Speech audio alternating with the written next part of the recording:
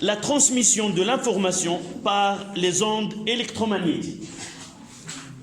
La transmission.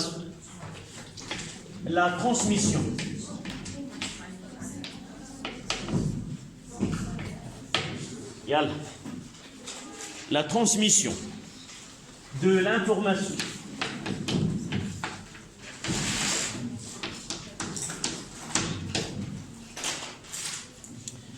par les ondes électromagnétiques.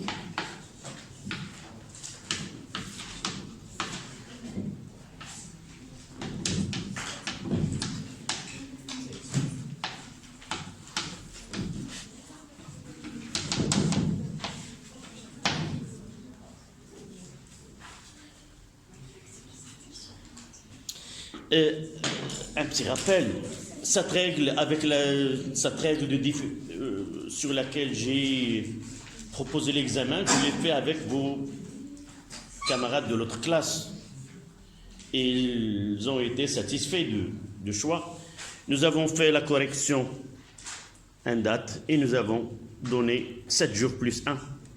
Ils ont été d'accord.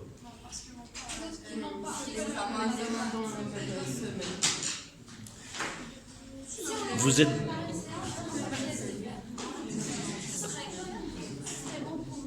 Très bon pour tout le monde. Pour vous, pour moi et pour vous. Pour moi où?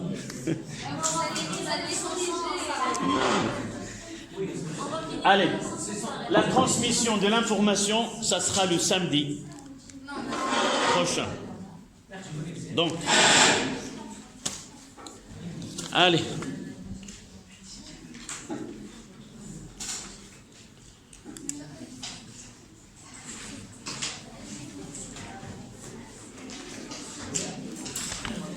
Qu'est-ce que nous entendons par l'information?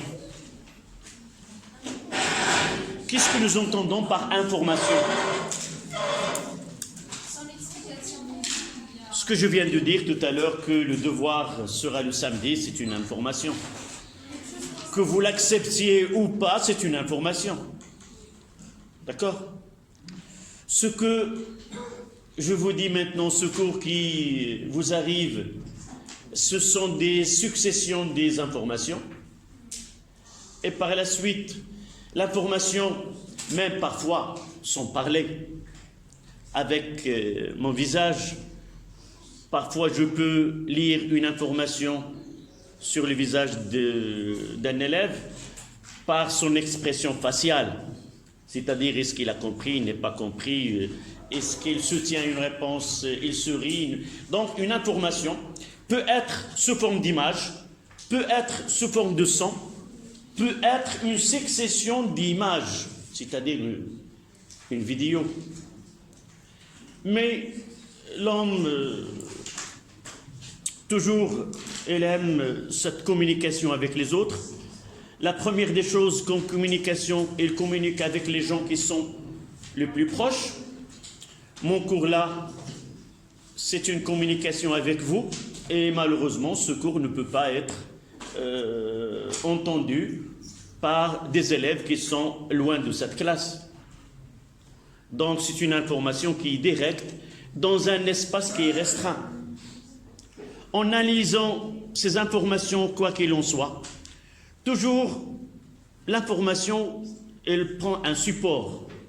Ma voix, nous l'avons vu dans les ondes... Non, les ondes progressives mécaniques ou les ondes mécaniques progressives. La voix, c'est une onde mécanique progressive. Cette voix-là, elle a un support qui est cette onde mécanique. Et par la suite, elle est véhiculée dans un milieu. Et ce milieu-là, elle essaie de transmettre cette information jusqu'à un récepteur qui est l'oreille. Et c'est l'oreille qui va essayer d'analyser et de déchiffrer cette information. Un autre exemple, c'est, j'ai une télécommande. Là, vous voyez que, en utilisant cette télécommande, qu'est-ce que j'ai envoyé? Une information à l'appareil qui doit exécuter. Là, j'ai utilisé allumer. Il doit être allumé dans quelques instants. Je peux changer d'information. Par exemple, s'il s'agit d'un téléviseur, je peux changer, c'est-à-dire changer de canal, augmenter le son. Mais cette fois-ci, l'information, comment il est véhiculé? Comment le principe de télécommande? Ce sont des ondes de la lumière qui n'est pas observée par l'œil. Ce sont des ondes infrarouges. Vous pouvez voir ce qui se passe là en utilisant votre portable. Le caméra de portable permet de visualiser parce qu'il est capable de capter ces ondes infrarouges. Donc, l'information peut être communiquée par une onde, qu'elle soit mécanique ou qu'elle soit électromagnétique. On va revenir à ce terme électromagnétique. Pourquoi, en réalité, nous avons la chance, mademoiselle, arrête de coller, de parler, ne fais rien, tu n'as qu'à écouter. D'accord? Si tu as quelque chose à coller, tu la laisseras à la maison. D'accord? J'ai dit, nous avons de la chance que ces informations ont un support qui est une onde. Pourquoi cette chance-là? C'est quoi une onde? C'est une propagation de quoi? De l'énergie et non pas de la matière. C'est ça le plus important de cette onde qui véhicule cette information. Donc, il y a de l'énergie sans qu'il y ait de la matière. Je ne veux pas, je ne sais pas, envoyer un appareil qui est capable de parler de la matière. Donc, uniquement, cette onde, elle est transmise par un support qu'on appelle une onde.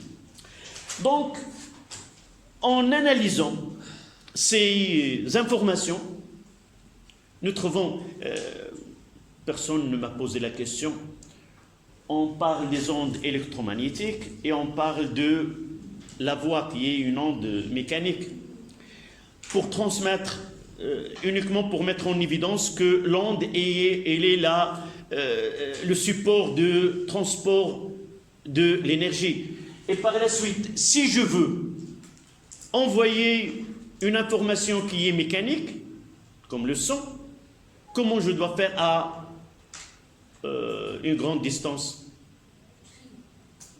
La première des choses, c'est de convertir cette voix qui est mécanique, comment?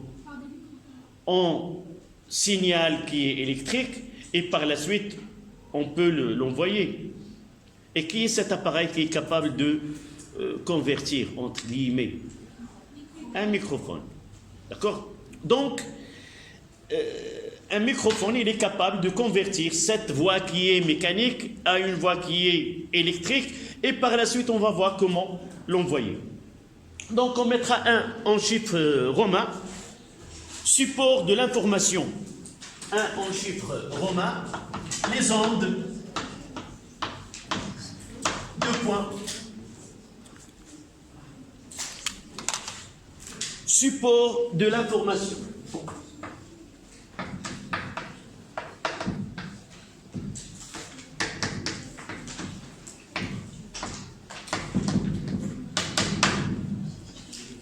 Donc ce data show nous a servi uniquement pour parler. Donc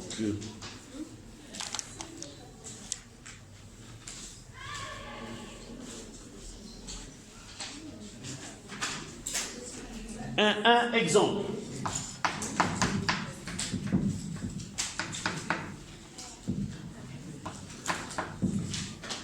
On notera ces exemples et on passera à la récréation.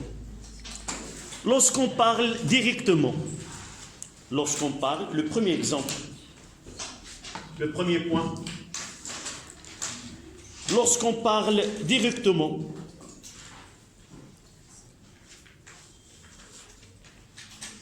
à des personnes, lorsqu'on parle directement à des personnes, les informations sont transmises,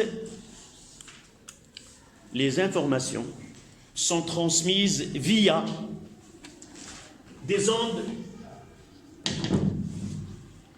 mécaniques progressives.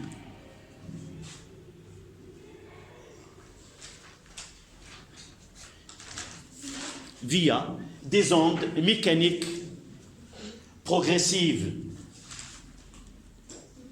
qui nécessitent via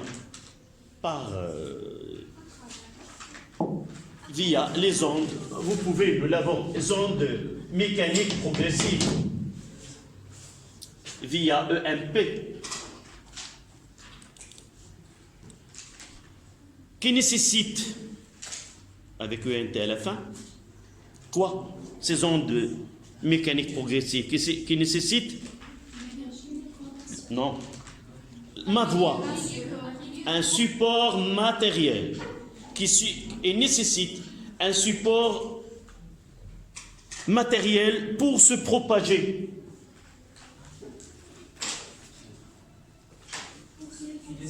Qui nécessite un support matériel pour se propager. Deux points. Dans mon cas, cette communication, quel est ce milieu-là? Deux points. L'air. On prendra l'exemple de cette télécommande. Deuxième point. Deuxième point. Lorsqu'on appuie sur le bouton de télécommande, lorsqu'on appuie sur le bouton d'une télécommande, une information est envoyée à l'appareil associé. Une information est envoyée à l'appareil associé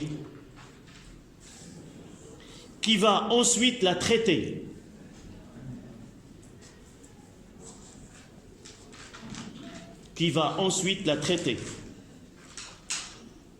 On utilise des ondes infrarouges.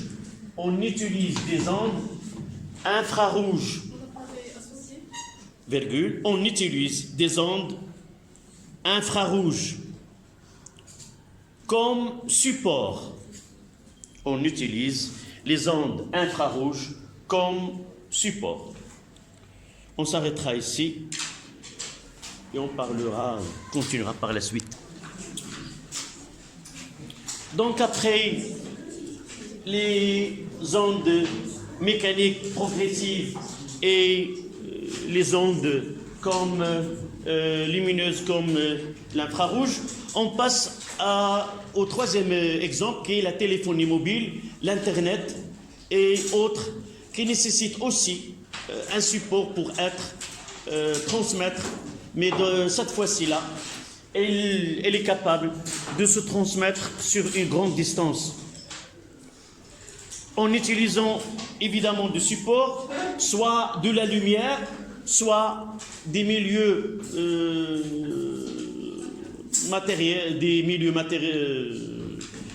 matériaux qui nécessitent, on va voir par exemple pour l'Internet, la DSL, elle nécessite des câbles de cuivre ou des fils en cuivre qui est capable d'être un moyen de support pour ces types d'informations qui sont évacuées. Si vous voulez un autre exemple, l'Internet 3G ou 4G, celui-ci ne nécessite pas, ce sont des ondes, ce qu'on appellera les ondes électromagnétiques hertziennes, d'accord? Vous mettez, troisième point, la téléphonie mobile, la radio, la téléphonie mobile, la radio et l'Internet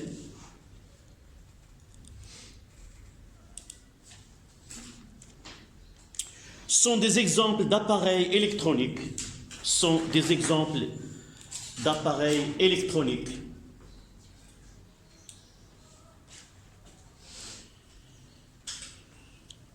qui permettent de transmettre, sont des exemples d'appareils électroniques qui permettent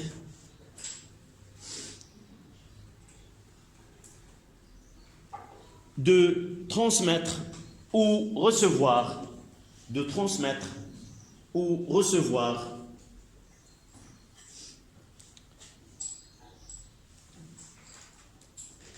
des informations qui permettent de transmettre ou recevoir des informations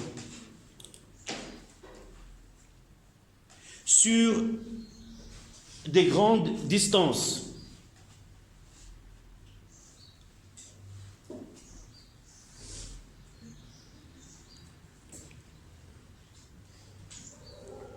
Point à la ligne. Conclusion.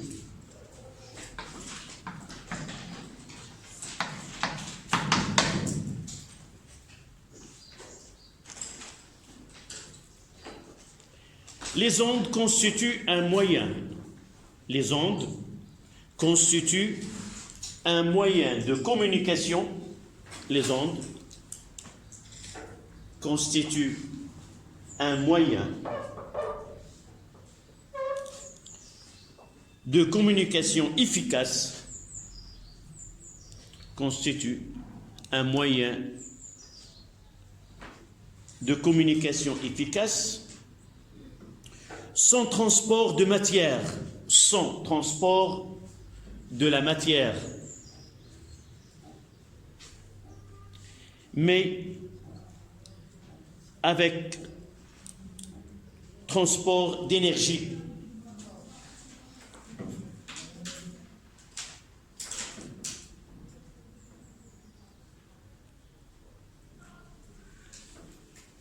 À la ligne. Seules les ondes, à la ligne, seules les ondes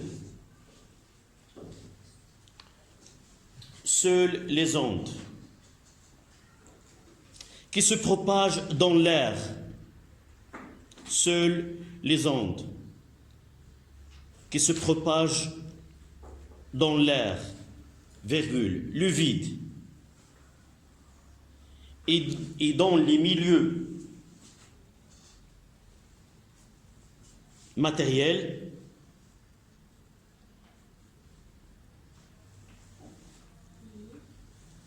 dans l'air, virgule, le vide, et dans les milieux matériels, vous ouvrez la parenthèse, comme les fibres optiques ou les câbles de cuivre, comme les fibres optiques et les câbles en cuivre. Cette parenthèse-là, ça concerne, je donnerai un exemple, actuellement il est en construction au Maroc. On essaie d'utiliser les fibres optiques maintenant on est en train de, si vous voyez dans les rues, des machines en train de faire passer des câbles. Ces câbles-là, ce sont des fibres optiques et on utilise ces fibres optiques afin d'avoir de l'Internet à haut débit. Vous voyez des panneaux publicitaires qui disent jusqu'à 200 mégabytes. Là, pour évacuer un débit aussi grand, on utilise les fibres optiques et on parle des fils en cuivre, on utilise la DSL comme moyen d'un débit qui n'est pas aussi grand, mais on utilise ces ondes ou ces informations sont transmises, si vous voulez, dans ces fils de cuivre sans qu'il y ait une interaction avec les communications téléphoniques. Donc l'information qui est l'Internet n'entre pas en chevauchement avec les communications téléphoniques. Donc il nous reste un 3. C'était un exemple, canal de transmission. 1, 2, canal de transmission.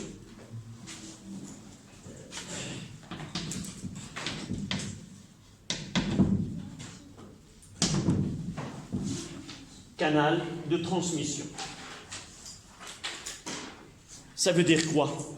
Ça veut dire que cette information, pour être communiquée, il doit avoir si vous voulez, une protection à cette information. Je donnerai un exemple qui est très simple. Un facteur avec sa boîte en cuir, il a plusieurs lettres, c'est-à-dire plusieurs informations. Si ces lettres ne disposent pas d'une adresse, ils n'arriveront nulle part. Donc, le fait de prendre une lettre et de lui ajouter une adresse, c'est semblable à une information que lui consacre un canal qui va protéger et qui va émettre cette information et recevoir de l'autre côté. D'accord? Donc, pour transmettre une information, on est obligé de les mettre dans un canal. Les programmes de télévision, les chaînes, lorsqu'on dit une chaîne, canal tel, lorsqu'on veut, ils sont nommés de ce terme-là qui est technique, vient de ce côté-là. Chaque station radio ou station de télévision ou une chaîne de télévision, il a un canal spécifique. Parfois, dans certains pays, on dit vous nous recevez sur le canal 36 ou tel. On donne le numéro, c'est-à-dire on donne que nos informations sont émises dans ce canal. D'accord? Donc vous notez. La transmission simultanée de plusieurs informations. La transmission simultanée de plusieurs informations nécessite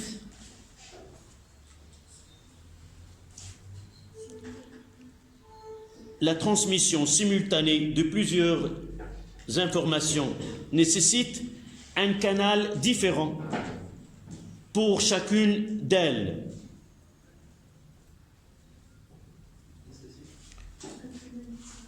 La transmission simultanée de plusieurs informations nécessite un canal différent pour chacune d'elles.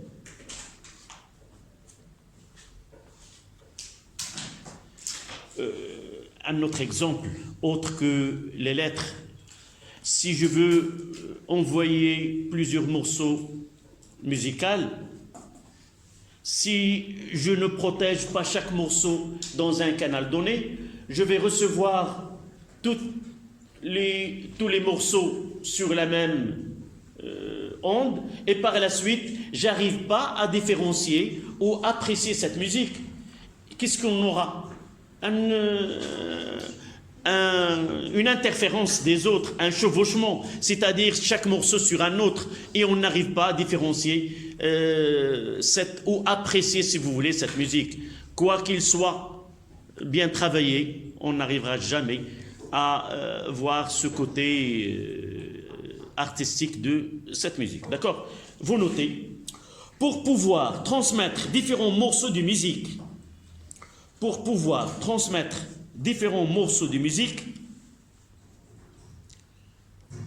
notre cours, ce sont des informations. Pour pouvoir transmettre différents morceaux de musique via des ondes hertziennes,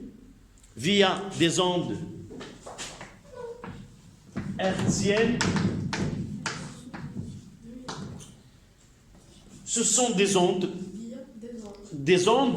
hertziennes. c'est Hertz. C'est un physicien allemand, celui qui a le mérite d'ouvrir une porte sur le monde moderne. Tout ce que nous jouissons en téléphonie, en Internet, c'était le pionnier. Il n'a aucune idée sur ce qu'il faisait à l'époque.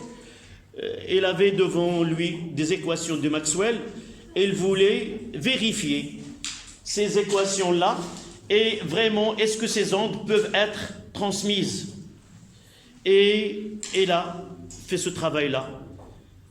Il est connu par une phrase où il disait que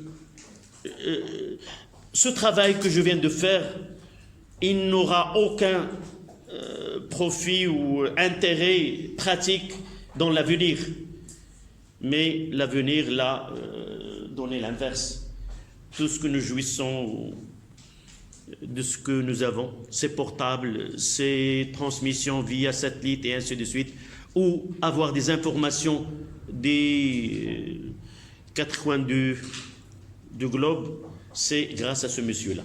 Donc ces ondes-là, qui sont capables d'être transmises et qu'il est capable d'être un support de ces informations, on les appelle les ondes hertziennes. Ce sont les ondes radio, les ondes de télévision, toutes les ondes capables d'être porteuses de l'information, on le nomme des ondes hertziennes. Donc, via les ondes hertziennes, en évitant qu'ils se chevauchent, en évitant qu'ils se chevauchent,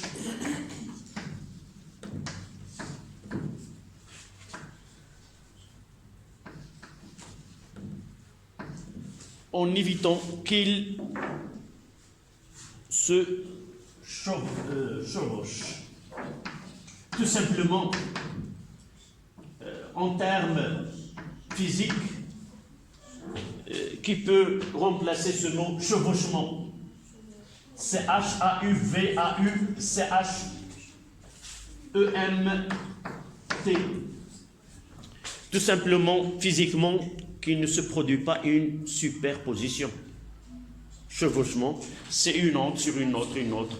Donc, pour qu'il ne se produise pas une superposition de ces ondes et donner une onde qui n'a rien à voir avec les ondes qui sont superposées, donc on doit choisir un canal pour chaque information. Donc, en évitant qu'il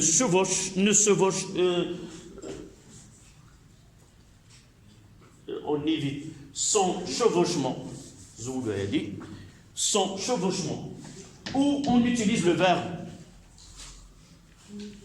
en évitant son chevauchement ou qu'il ne chevauche pas. Vous pouvez la substituer par qu'il ne se superpose pas.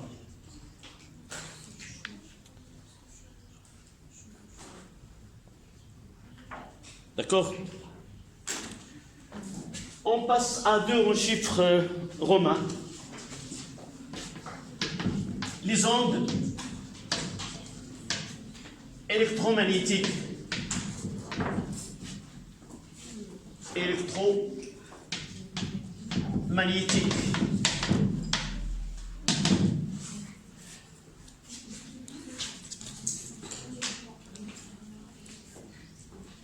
De 1, l'antenne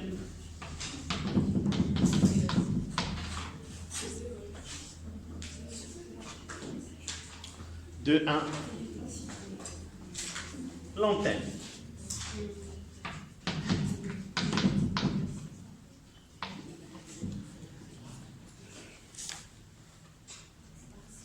Une antenne.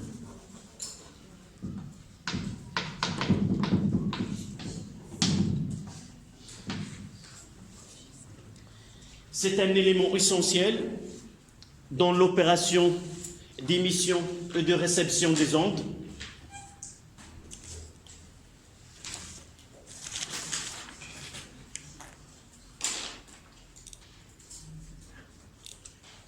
Et ça, c'est le travail qu'a fait Hertz, c'est comment donner naissance à une onde électromagnétique et essayer de l'envoyer dans l'air. Comment il a créé une tension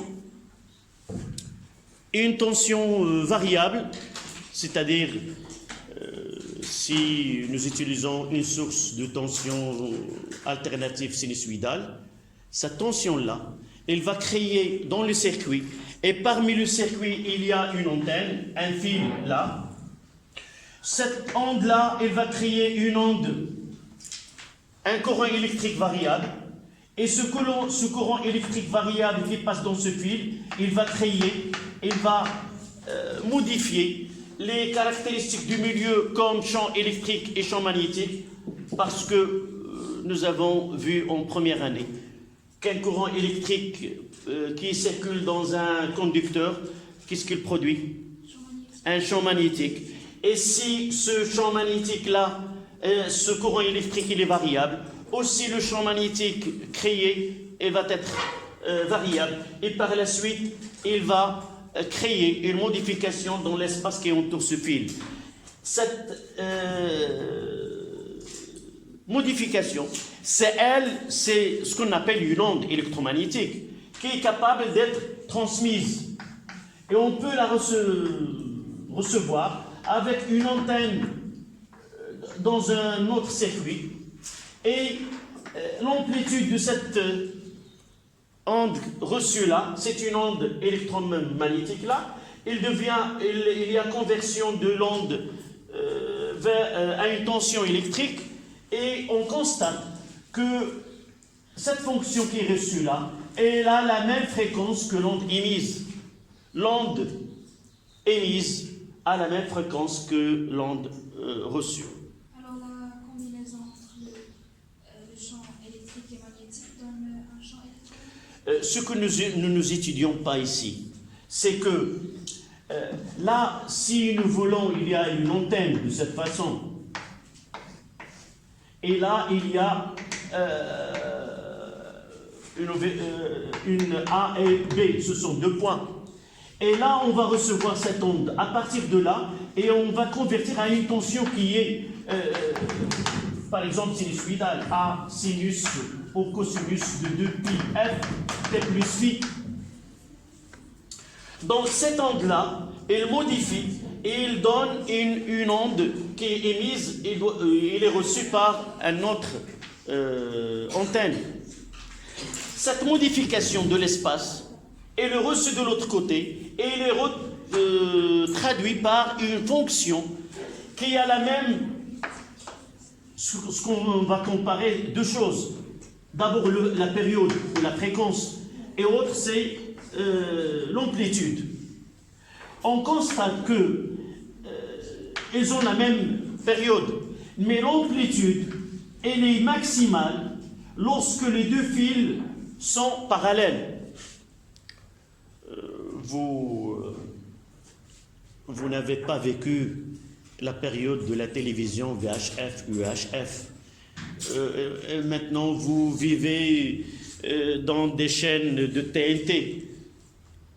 Dans la période, je me rappelle, lorsque j'étais petit, la télévision commence à 6h30 et finira à 11h30.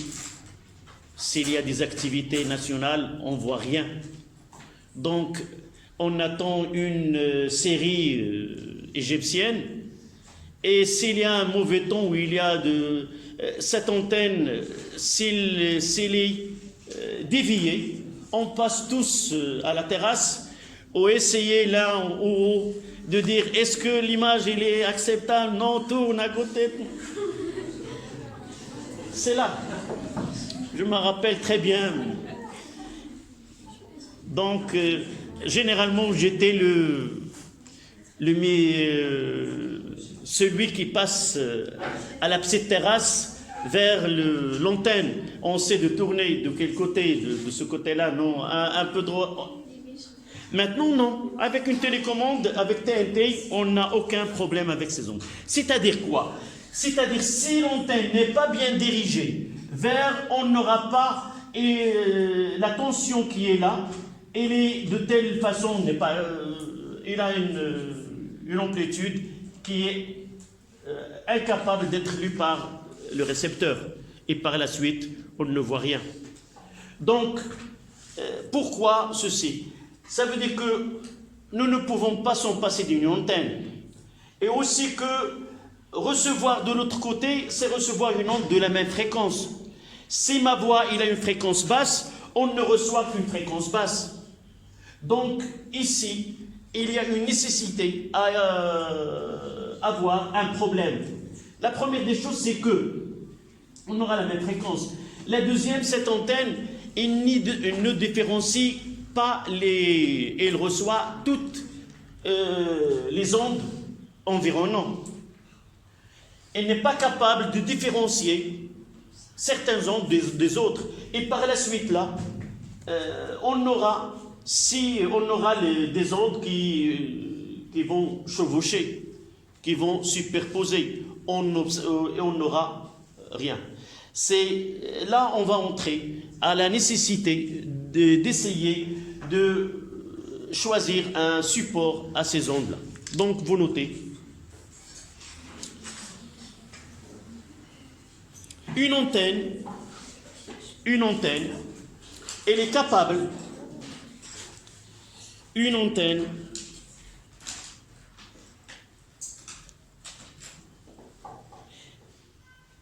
est capable d'émettre, une antenne est capable d'émettre des ondes, d'émettre ou de recevoir, pour ne pas répéter la même phrase. Une antenne est capable d'émettre ou de recevoir des ondes électromagnétiques de même fréquence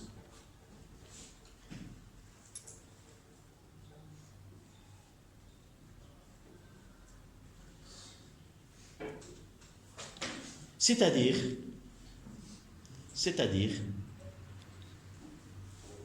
le signal reçu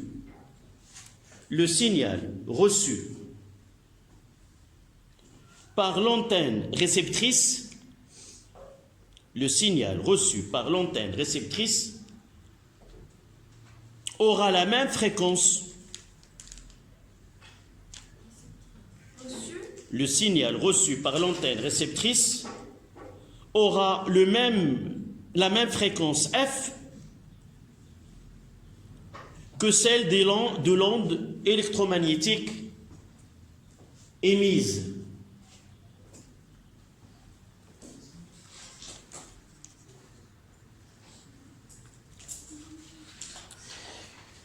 Nous n'avons pas écrit comment une antenne elle génère une onde électromagnétique.